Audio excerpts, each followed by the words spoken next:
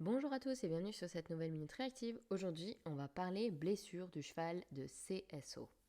Alors, d'après une étude en 2013 qui a été menée sur 263 chevaux de CSO professionnels, en moyenne, par an, un cheval est arrêté 6% du temps pour cause de boiterie. C'est quand même énorme, ça représente 22 jours par an.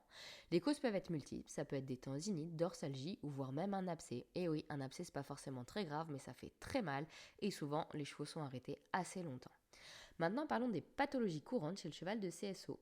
On a très souvent des tendinites du tendon fléchisseur superficiel au niveau des antérieurs, liées à des chocs ou des contraintes lors de la phase ascendante, des ténosynovites du tendon fléchisseur profond, donc une inflammation de la gaine tendineuse, des desmites du ligament suspenseur, parce qu'à la réception, le cheval de CSO met énormément de poids dessus, de même sur le ligament suspenseur postérieur.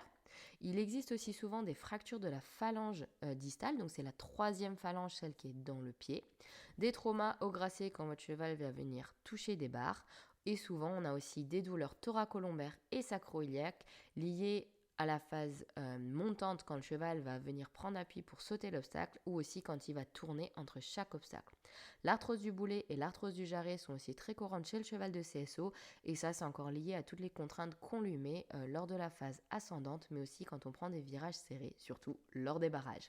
Allez, je vous laisse là-dessus, je vous souhaite une bonne journée, vous retrouverez un article avec toutes les blessures des chevaux de dressage, de CSO et d'endurance sur le site internet. Je vous dis à bientôt.